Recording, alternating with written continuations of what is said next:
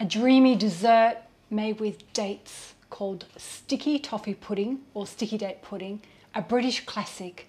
Tastes like you're eating at a restaurant. This is one of my all-time favourite desserts. So if you'd like to see how to make my sticky toffee pudding, come with me and let's see. Hi, I'm Sue and this is Sue Maree P. If you want my full recipes, head over to suemareep.com, and also you might want to follow me on Instagram at Sue Maree P.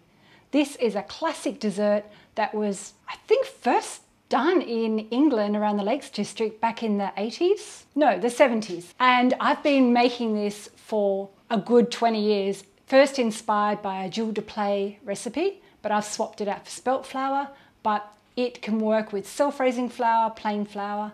So let's get baking. First step today, pop your oven on 160 if you've got a fan, or 180 degrees. And if you've got a Fahrenheit oven, that's 320 or 360. And we need to prepare the dates. The recipe calls for either the medjool dates, but I don't often buy them. I buy these ones, which are called, they're called a Del Glep Noir pitted date. So, but I've used so many different varieties of dates. So all you want is a pitted date and you need to slice it. So I've got 200 grams. I've sliced most of them already. And then you want to sprinkle over 1 teaspoon of bicarb soda.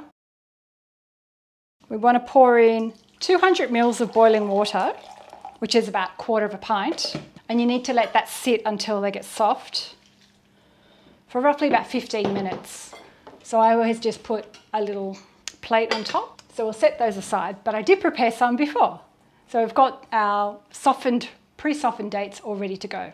So the next step is we want to cream our butter and our sugar. Today I'm using 150 grams of dark brown sugar. So we just pop that into our mixing bowl and we're popping in some butter. Doesn't have much butter, this recipe, only 80 grams. So I'm using unsalted butter. So we'll just whip this up until it's light and fluffy. So our butter sugar mixture is all fluffy and you can tell it's gone a little bit lighter in colour. So the next step is we need to add our eggs, just one at a time. So while that's mixing around, we'll grab our flour. I never sift flour, but if you want to sift it, feel free. I'm using a wholemeal spelt flour today, which is 180 grams. And we've got 1.5 teaspoons of baking powder. So I'm just going to pop that in there, and I've got a teaspoon of cinnamon and ginger. If you don't like ginger, leave that out, add a little bit more cinnamon. So I'm going to throw the other egg in. I'll just stop that and help it on the sides. Okay, a tip, we don't want to over mix this recipe.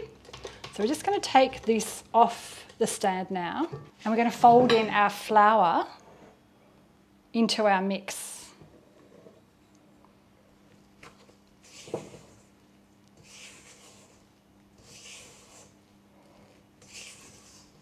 So as you can see here, I've folded it. It's not quite totally mixed, but now I'm going to add the dates. So liquid and all goes in. And again, we just fold it until combined. And that's it, that's how simple it is. Just ensure there's no floury bits left in the mix. Pour that into our prepared tin. So our mixture's all in. I'm going to pop this in my oven that's preheated and bake it for roughly 35 to 40 minutes. So while we've got our cake in the oven, I'm going to prepare the toffee sauce. I'm just going to do half the recipe today, but you can double the recipe for the sauce if you're having guests and you want to use the whole cake. So 150 mils of the double cream, 80 grams of the dark brown sugar, and we need 2 tablespoons of butter. I'm just using the unsalted butter.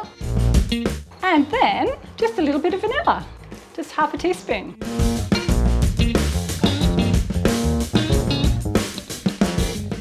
Our sauce is all melted and it's lovely and thick and rich. So we'll just leave that and we'll preheat it a little bit before we serve it.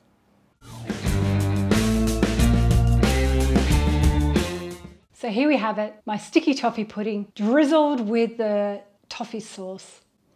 It smells delicious. So if you've liked my video today, consider subscribing if you're new today. And if you try this recipe, let me know how it goes. Write a comment below. And you might want to check this other pudding recipe up here.